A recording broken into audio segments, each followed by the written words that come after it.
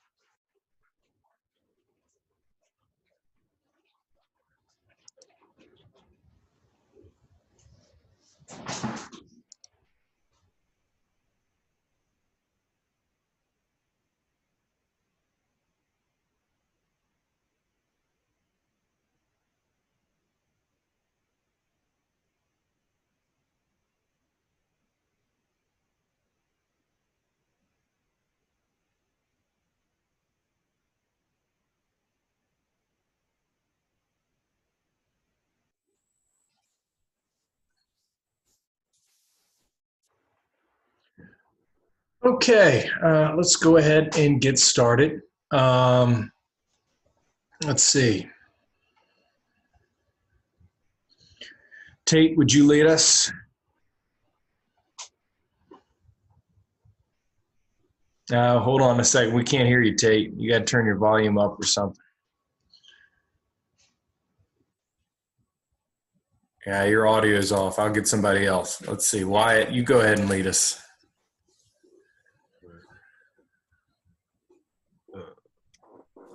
In the name of the Father, Son, and Holy Spirit. Hail Mary, full of grace, the Lord is with thee. Blessed art thou amongst women, blessed is the fruit of thy womb, Jesus. Holy Mary, Mother of God, pray for us sinners now and in the hour of our death. Amen. All right, and then the pledge.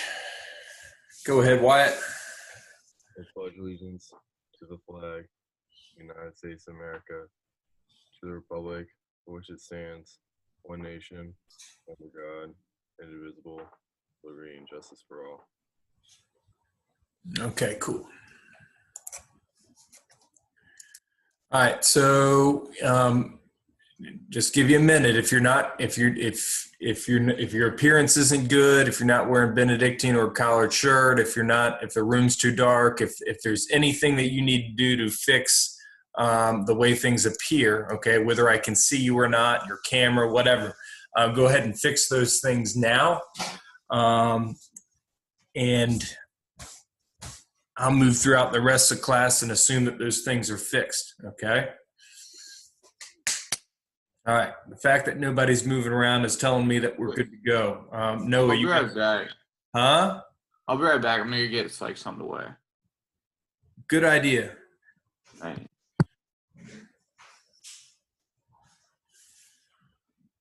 All right. So a few things. One, if you have not, I haven't gotten a detailed list yet of who hasn't taken the test. Of course, you guys know who you are. I did get some emails over the weekend, and I did, if you check your email, resend that link. Unfortunately, for those of you guys who did not take it, you will have some sort of grade penalty, okay, because I did make sure I sent it to all the emails on the list. If for whatever reason you're not getting emails, you need to get in touch with the front desk at Benedictine and make sure that your email is correct if you changed your email or whatever the case might be. So if you haven't taken the test, just make sure you do that. Otherwise I'll have those graded over the course of the next couple of days. You should slowly see grades, and hopefully by the time we meet on Wednesday, they will all be taken care of. I know that there was an issue on one or two questions with spelling. I'll end up looking at each one of those and making sure that that any points that you could get, you end up getting. I'm looking to help you. I'm not looking to hurt you. Okay. Also, you have a homework assignment that is due on Wednesday, okay? Another textbook reading. You're going to, the textbook reading, for those of you guys who don't have the textbook or whatever the case might be, is posted on Blackboard along with the questions themselves. They are also posted on Blackboard. So it's just a matter of reading the textbook, answering the questions. Again, if you guys are copying and pasting stuff like you did last time, I'm just handing out zeros, not even going to think about it. Believe it or not, I do read every single question, or excuse me, every single answer. Okay.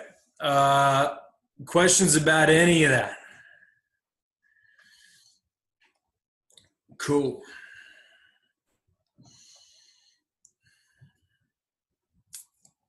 Xavier Mears, quick weekend highlight. I saw you dancing just a second ago, so something must have good happen.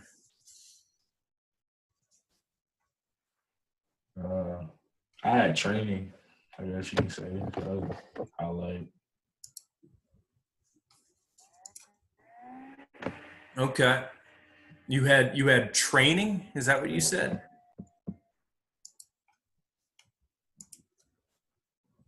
Okay. Like to conditioning and stuff like that. Keep my body shape. Okay. All right. I'll tell you it's not really the weekend because technically it was Thursday night. You guys can probably guess what my weekend highlight was.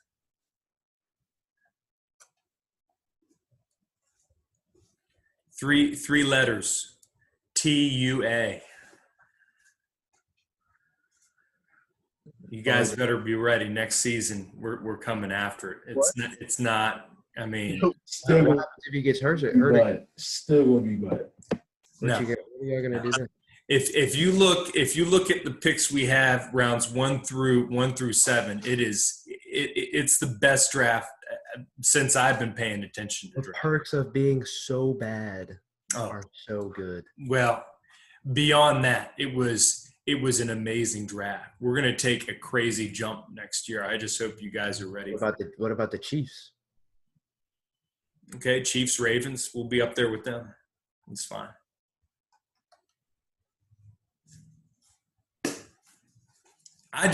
What I'm most excited about is over the course of the next 2 years, I just get to let you guys know about this.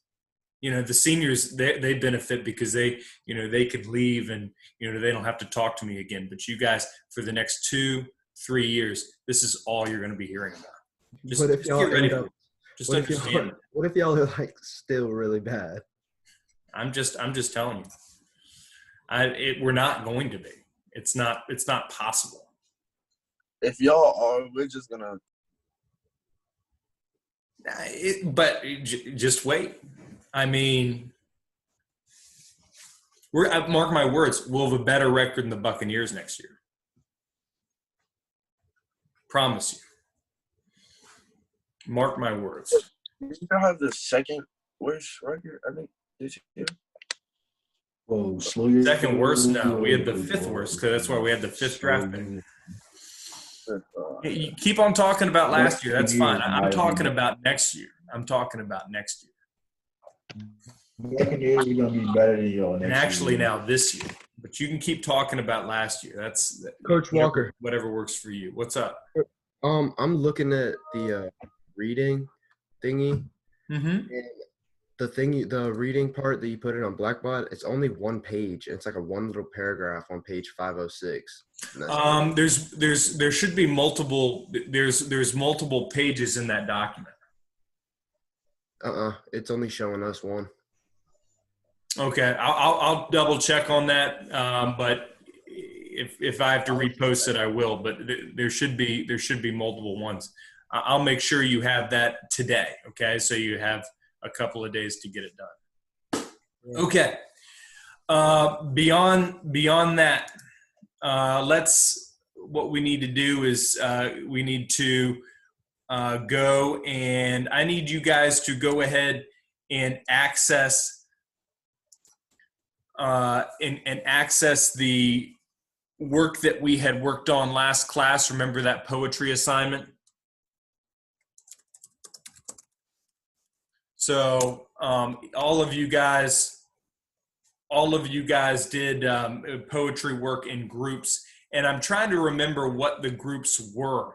I have different groupings up here, but it would be helpful maybe if you guys could think back and remember it. Because what I'd like to do is I'd like to put you guys back in your breakout rooms and discuss how you're going to, or discuss possibly talking about those documents.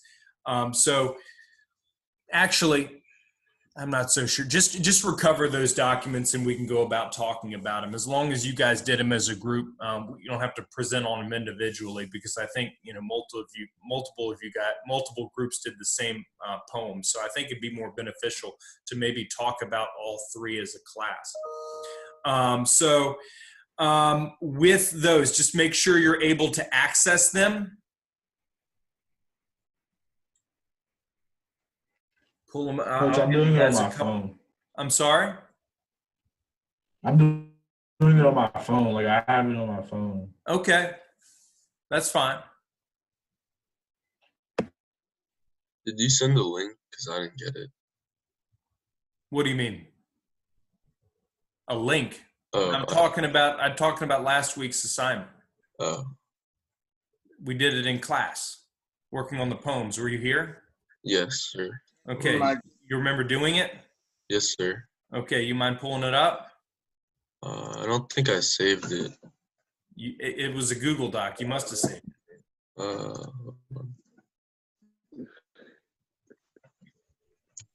Somebody, and if you don't have it, somebody else in your group should.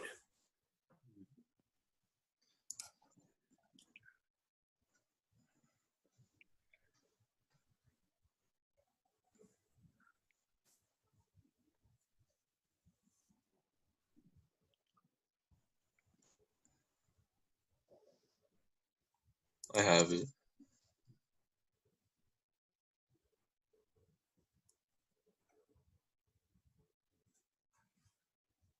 You have it? Okay. All right. So what I'd like to do is go through each poem and talk about the selection. So I'm going to go up and pull up my my work. Coach Walker, Yes, sir.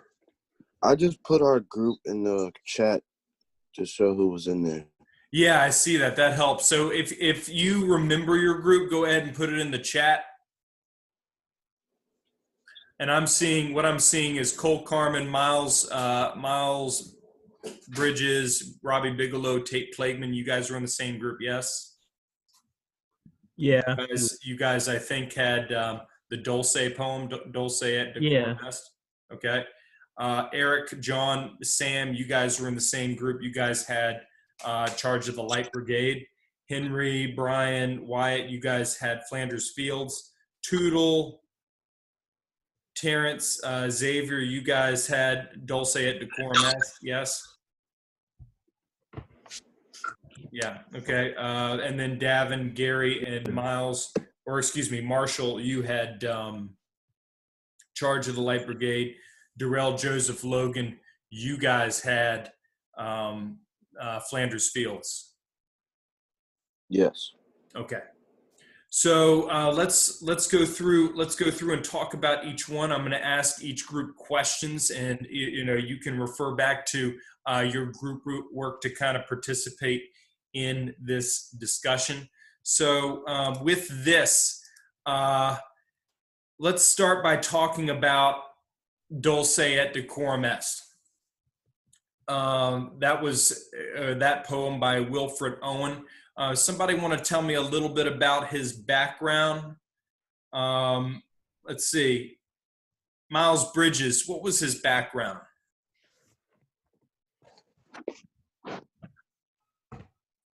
He served in World War I and got caught in a blast from mortar shell and was diagnosed with shell shock after. Okay. He went back to the line and was. Keep going. You're fine. Went back to the line and was killed while crossing the Sambre Ose Canal 1 week before the signing of armistice. Okay, so 1 week before the war ended, he ended up, being a casualty. Good. Let's move forward. Terrence Rhodes, tell me a little. What did the poem kind of talk about in a nutshell?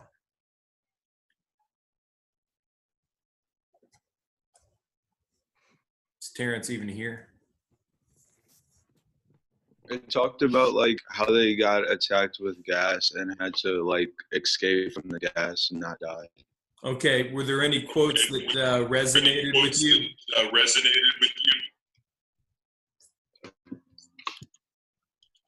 Gas, gas, quick boys, and it's stay a fumbling. Okay. An ecstasy of fumbling. What is that referring to? People like panicking and trying to get out and trying not to die. Okay. Let's see. Brian Smith, anything else to add to that?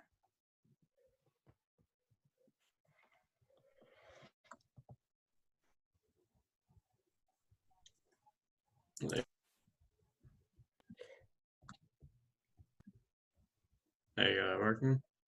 Huh? Can you hear me? Yeah. Oh wait, you were on Flanders Fields, weren't you? Okay. I was in a different group. That was mine. Yeah, that's a Okay. different one. Okay. Um, Xavier.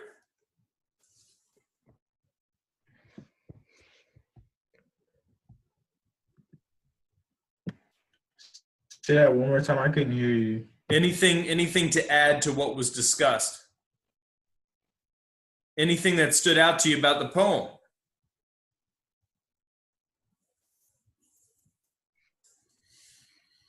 Yeah. Yeah. Okay. It said, in all my dreams before my helpless sight, he plunges at me, guttering, choking, down, drowning. Okay. What do you think that's describing? I think it's describing like how people were, dying from the gas and their comrades couldn't do anything to help them. They could just watch and, Okay. see them die from the gas. Tate Plagueman, what is the purpose of this poem? I mean, does this have a positive, negative view of war? What do you think? I said negative. Okay, why is that?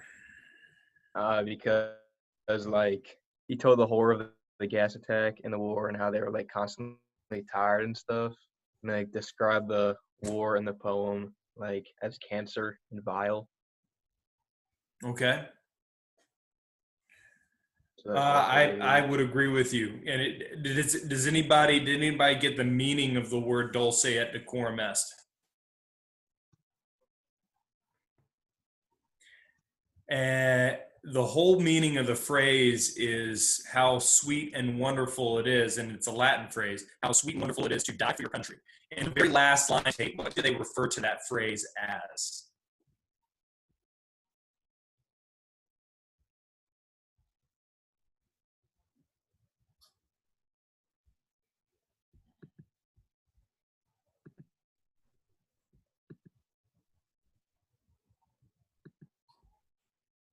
Tate? Yeah, he wouldn't even listen. Okay, they refer to it as a lie, which is, so that goes along, Tate, with what you were saying. Yes, so that whole phrase, that whole idea of dying for your country, it's all a big lie. Let's move on to poem 2, which was Charge of the Light Brigade, which many of you had read. John Davis, tell us a little bit about that poem. Like, it's about a battle where like a light brigade is like half the army, or like the small army, the fast army, like charged into like the Russians, I think, and like there was miscommunication and they went right through instead of going around like they're supposed to. Okay, so they went right through instead of going around, and what was the result of them doing that? A lot of people died. Okay, so there was a lot of casualties there. Eric Kaler, what was one quote that stood out to you guys that resonated with you? One quote. Yeah.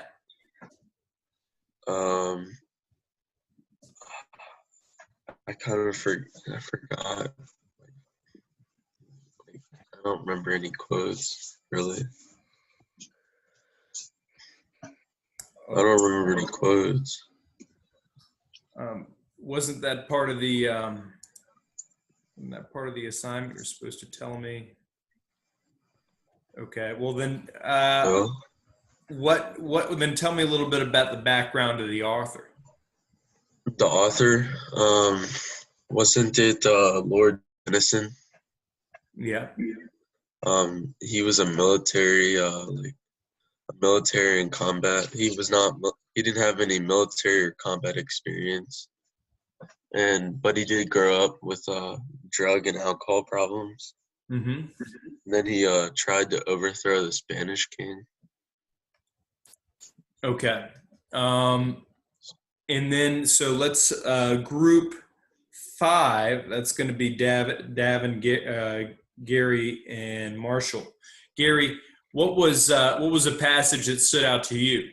Like a quote or like a line. Yeah, passage. I think a line.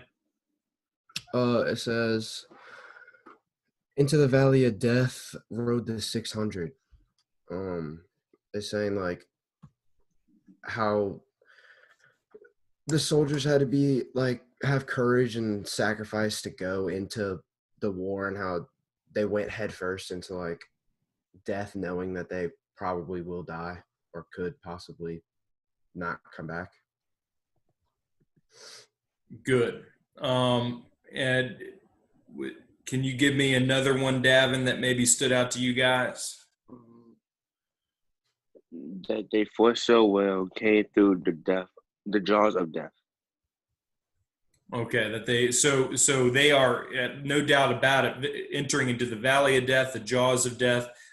They are riding to their demise. So that kind of goes into the answer to the next question. And Sam, I'll let you answer this. Do you think this casts a positive or a negative view of war and warfare? I said a negative view Okay. because he talks about this the light brigade like riding into the jaws of death, and like they rode into the mouth of hell. So like he talked about like how they really had no chance before they even went in, like they were gonna get slaughtered like right away. Does he believe, Sam, do you think he believes that he'll receive any glory for this? For this act? Kind of, because at the end I think at the very end of the poem he says like noble 600. Mm-hmm. Like they kind of died like not a heroic death, but like they went down like they didn't go down without a fight, I guess. Yeah, that it was purposeful, right? That there was a purpose to it. Davin, did your group come to any conclusions about maybe whether this was positive or negative? Yeah, we said negative. You said negative as well. Okay. Yeah. So I wouldn't disagree with you. I think that they are, that riding to their death is certainly looking into what's negative about war. But I think, Sam, you also touched on something pertinent about, the fact that that there's purpose to it. Do you think Wilfred Owen, in that previous poem, one of you guys who did that one, do you think he would agree that there was purpose? Cole Carmen, do you think that Wilfred Owen would have agreed that there was purpose to their death? Cole? You gotta, I can't hear you, bud. My volume's off. No. Why? Because Wilfred Owen, he thought the same thing. They were just doing it to die. The soldiers were meant to die. You're saying he thought the same, but in what way does that maybe change from the way Tennyson viewed death? Oh, Tenet. I thought The poem we were just talking about, bud, the one that these guys had just mentioned. I just said Tennyson viewed it the exact same. The exact same? Like they were just riding into their death. Right, but what we determined about Wilfred Owen was that he saw it as pointless. What did we say about Tennyson? We just said about Tennyson, what Sam just mentioned was that, hey, that there is a purpose, that even though we're riding into death, maybe we can achieve some glory. Okay? All right, pay attention. All right, so moving on. Let's look at poem number 3.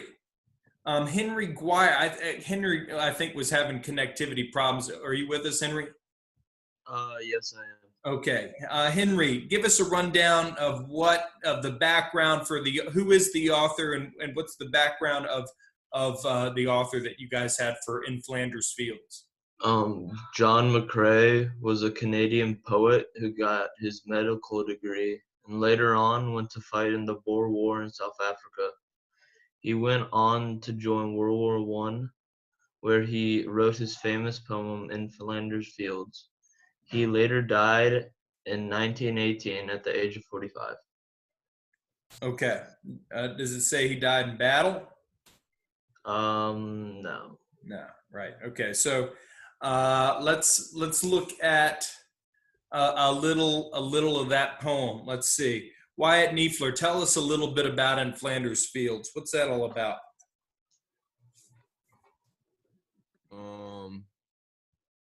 It's like it's about like how like World War One there's like these like super like colorful and bright fields with these terrible battles happening in them, and like the people are dying and stuff, but the poppies keep growing. Okay. Yeah, people are dying, and they're in many ways contributing to the fact that these flowers are growing. Logan, what was a passage that stood out to you in that poem? We shall not sleep though the poppies grow, or poppies grow, and in Flander Fields the poppies blow. Okay, what do you think the meaning of that is?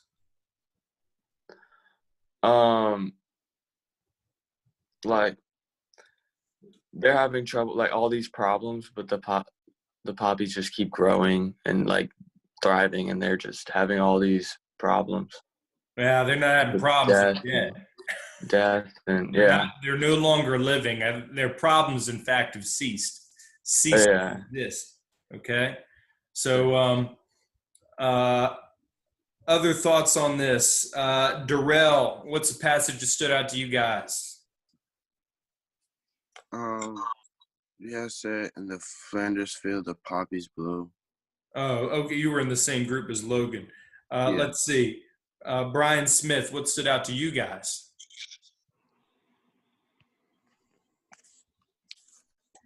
We are the dead. Short days ago, we lived, felt dawn and sunset glow. Okay. And why'd you choose that one? I mean, it kind of just said how the battle is going and like what it looked around them. When they're talking about like the sunsets glow and how like even though they're fighting, you can see this stuff going on. Okay. Let's see. Darrell, tell me, do you guys think this illustrated positive or negative ideas about warfare? We always thought it was negative because people are dying in war. So we thought it was a negative effect. And there's a contrast there between nature and just kind of the temporary life of man. What is it saying about nature in relation to man?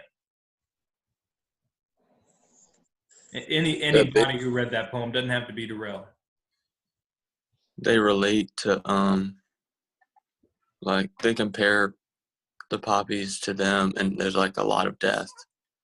If there's death, and that no matter what, those poppies are going to grow, despite all the horrible things that are going on really in war, right? Mm-hmm. Okay, good. So yeah, that concludes, guys, our study of World War One. Okay, we're going to talk about now an event that kind of follows World War One, that being the Russian Revolution. I decided that we are going to talk about the Russian Revolution a little bit, maybe over the course of the next week, and then we will finish our conversation by actually getting into some of World War II. So it'll be good. So between this class, next class, and probably next Tuesday, we will discuss the Russian Revolution. You will have one more test. That test will be based off of the content we go from this point forward to the end of the year. And, of course, we're nowhere near that, but you'll end up having a couple quizzes too. I'll let you know Wednesday whether you will have another quiz on Friday, but I think it's more likely that we push that quiz to next week. It would be a vocab quiz if we were to take it. Questions about that? All right. So what I'd like to do, I'd like to begin our conversation and talk a little bit about the Russian Revolution. And if you guys would just go ahead, I'm hearing a little bit of just white noise from your mics. If you could go ahead and make sure that you're muted. Hey, Coach Walter. Yes, sir. So I'm looking in my book, and you know how in your book is like 50 something. Mine's is 640 in the black book. In the world history. Oh, do you? Okay. So, but do you not have the that blue book? No, they when I tried to order it, they said they ran out, and then by the time we ordered, we was out of school. So you did well. You did well to get that to get the black book. But I'll tell you this: you're going to have to look at the pages in, or the pages that I end up posting on Blackbot. Okay. Okay.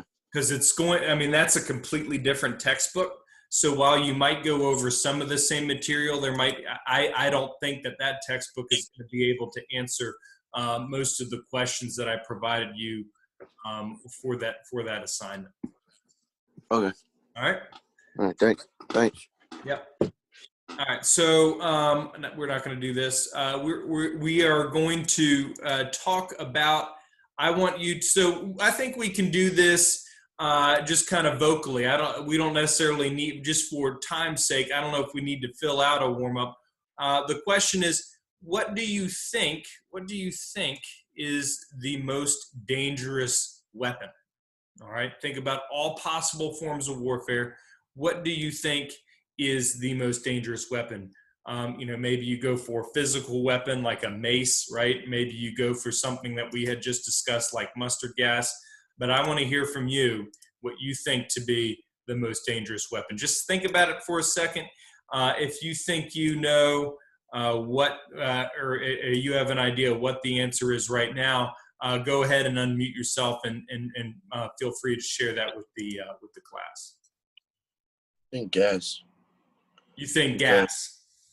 Yeah. Okay. Well, what's your justification for that?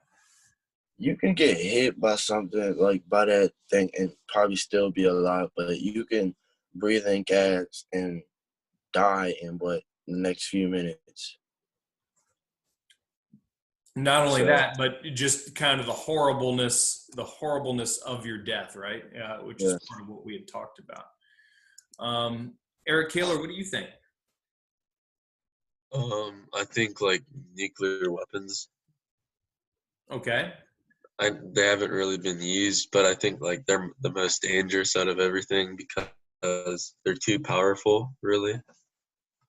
They could wipe a whole population. Okay. Yeah, they could wipe out a whole population. What's gotten me thinking is, what if you were able to, could somebody potentially use something like, not necessarily the coronavirus, but maybe some sort of sickness like that as a weapon? That's what I was thinking. Biological warfare. Yeah. Yeah.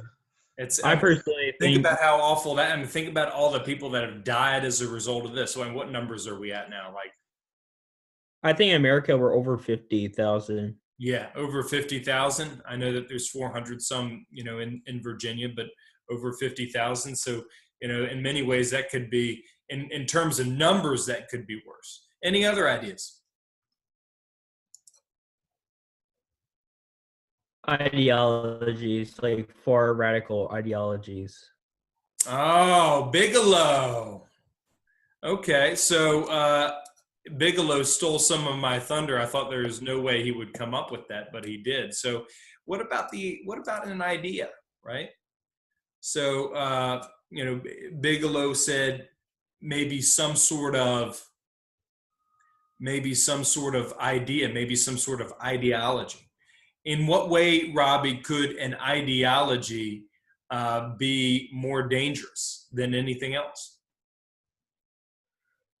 Well, it was seen commonly in a lot of the Soviet countries. A lot of times a strong, influential leader comes in and promises a better future. and just uproots the whole country and just changes the whole tide of that country. Okay. Okay. Good. So, and not only that, but what ends up happening as a result of that? A lot of times, the overthrow of a country and a whole new way of life in that country. And it could be, hundreds of thousands of deaths, as was the case in the Russian Revolution. And what I'll tell you is that the Germans recognized this. The Germans recognized this. Who is this guy here? Lenin. Yeah, he's going to be responsible for leading the Russian Revolution. Robbie, do you know where Lenin came? How Lenin he was exiled, but how did he get back into Russia? Do you know? I know that the Kaiser Wilhelm, I think, was the one who sent him back to Russia to try to start a revolution. Yeah, he used him very much as a weapon. And so he sent him, and he was successful in sending him and causing him to become a big factor in Russia leaving the conflict, kicking Russia out of the war entirely. And that was the one real success for Germany during World War I. We didn't get a chance really to talk about this, but it's a good thing World War I ended when it did. I was looking the other day at I guess it was just kind of a write-up about World War I, and it was saying how they were busy constructing even worse technologies. There was a gas that they were using that was scentless, that they were experimenting with that was scentless. It was odorless. You had no idea that it was coming. And not even worse than that, gas masks were ineffective to deal with it. So think about if they had ended up coming up with that technology by the end, and World War I had continued for a couple of years. It would have been even worse than what it already was. Does that not look like Zane Cox? I just noticed that. A little. Brian Smith over here, maybe. Maybe. Sir, the third one on the left is Mick. Third one on the left here? Or here? All of them look like this Mick. guy here. Third one on the left, far left. Okay. Henry Dolan, maybe right here. All the Benedictine dudes. Okay. Anyway, so let's move on. So we're going to get into a little bit of the background for World War I. For the Russian Revolution. We'll start with that. Bigelow, I'm loving your background picture there. Very, very communist. Bernie Sanders would be proud, right? You should see my hat. Huh? You should see my hat. Would you wear your hat? I would love that if you would wear your hat. I'll be back in a minute. Yeah.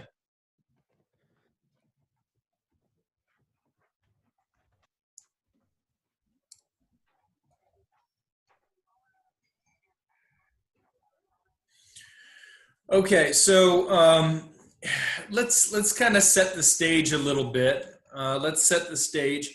Russia never experienced an industrial revolution.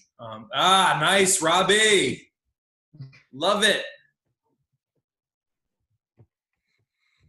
Russia is never going to experience a Russian, or an industrial revolution. So there's Logan. I was wondering where you went off to, Logan. Okay. I went to go get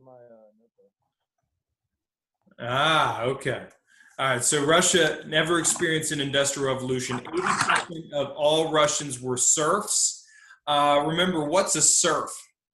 Sam Saunders, World One guy. What's a serf?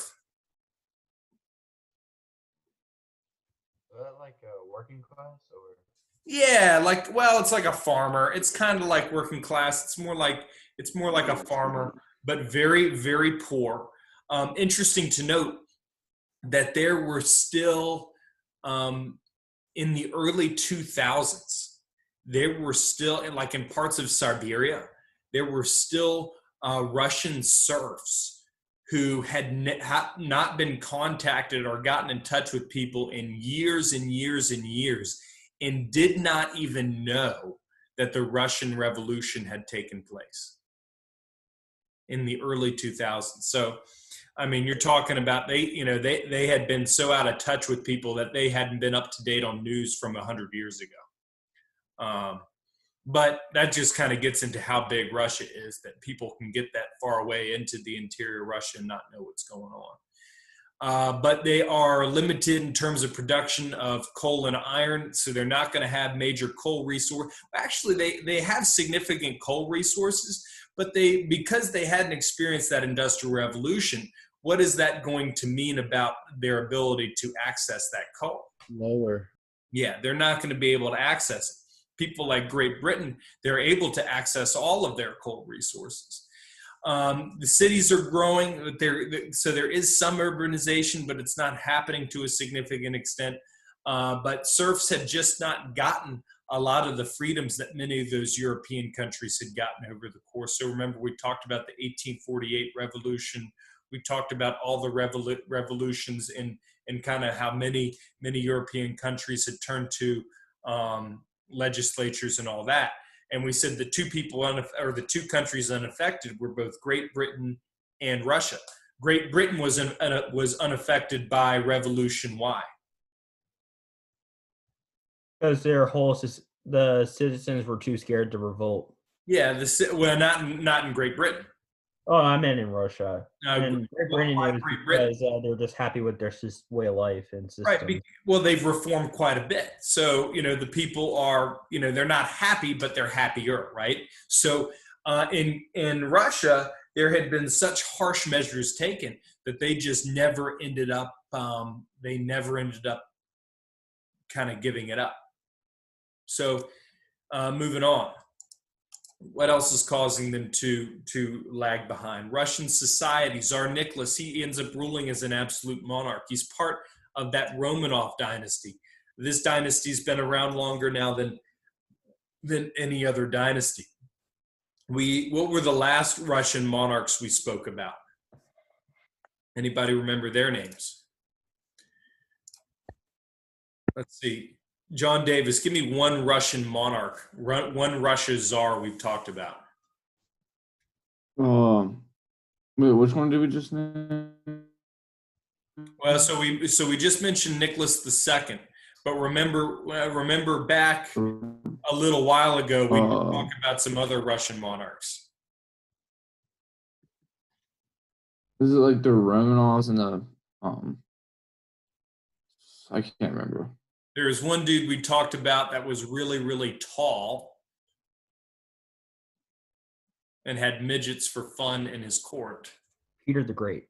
Peter the Great. Thank you, Bigelow. And then his granddaughter ruled as czaress. Joseph, do you remember who that was?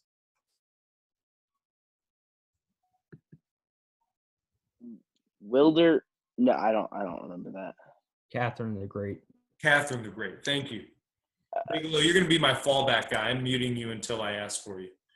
Okay, so good job. So 80% were serfs. I think, gosh, I mentioned that twice, so you only have to mention it once. There was only a small group of nobility, and people who were nobles stayed nobles, people who were serfs stayed serfs, and they really didn't improve. So this Russian society, very, very backward, very, very behind on the times. And they had not. I mean, you can look. I mean, look at this picture over here on the right. You see, literally, how are they treating men?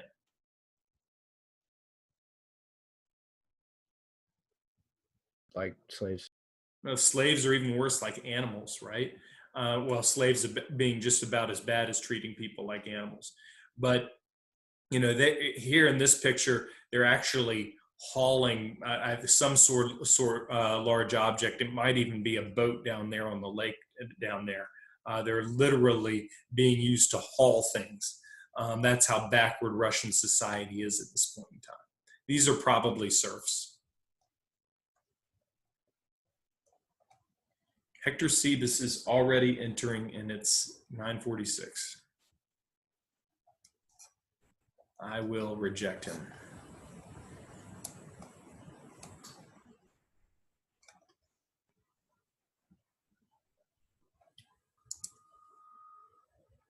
All right, let's move on. This will be, we'll end up getting through a portion of this, and then we're going to have to stop. But we'll talk first about some of the Tsar's mistakes. So we know that Tsar Nicholas got involved in World War I. But there were some other things that he had done since he had taken the throne that were problematic. One, he ended up getting involved in what would become known as the Russo-Japanese War. And the way this set up, Japanese was kind of an up-and-coming power. They weren't super powerful just yet. And in the way when these two countries, Russia was trying to extend its influence in the eastern part of the world. So they were trying to expand territory into the Korean Peninsula and also into China. And actually, China and Russia were allied together. The Japanese, though, did not want to see Russian influence in those areas. So eventually things escalated. They get involved in a war with each other. And this was almost like, if I had to compare it to anything, it might be European powers, they were seen as kind of the do-all be-all. Russia was not supposed to be on the same level. It would be like Appalachian State, which is a good D2 school, right, or a AA school. It would be like Appalachia State going up against Michigan, right? And we all know that was an upset a few years ago. Or was it Appalachia State or Youngstown State? I don't remember which one. Either way, Michigan is supposed to roll, right?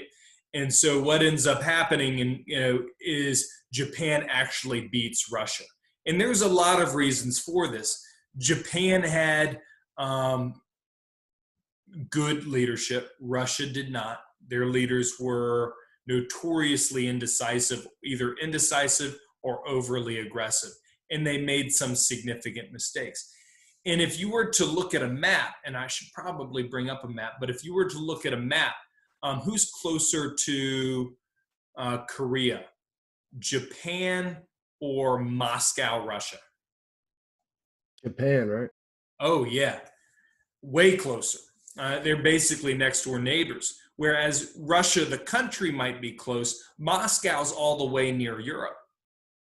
And so what they're going to have to do, if they want to engage Japan and fight against them, they're going to have to send forces send their navy all the way basically across the world to fight. And so in many cases, by the time they send their ships or by the time they send their men, battles had already been decided, and the Japanese were kind of able to hunker down and get ready for the next group to come. And so this ended up being a disaster for Russia. Technically not a defeat, but you might as well call it a defeat because it did end in a truce, although Russia did end up losing territory to Japan. Teddy Roosevelt actually ended up being the key negotiator in making the truce. Leaders from Russia and leaders in Japan ended up sitting down in New Hampshire, of all places, and coming up with a truce. We'll go ahead and stop there. We'll continue that discussion by going through Bloody Sunday next class. I'll make sure what I'm going to do is I'm going to get off now, and I'm going to check and make sure that the assignment that the reading that I posted on Blackbaud is good. And if it isn't, I'll repost it, Gary, so you're able to read all the textbook questions to deal with that. Okay. All right. Peace out. Thank you. If you have any questions, stick around. See you, Coach. All right. See you, Coach. See you later. Coach, what page is the homework on? Because I have the So book. it's going to be 501, 502. Mm-hmm. Oh, Davin, if I had seen you wearing that during class, you would have been out, man. You would have been out quicker than oh my gosh. I can't even, that looks horrible too. If it looked good on your head, then I'd give you props for it. I have to wear it. All right. So, 501, 502, and then 504 through 506. Okay. Okay. Thanks, Coach. All right. Peace out. Peace.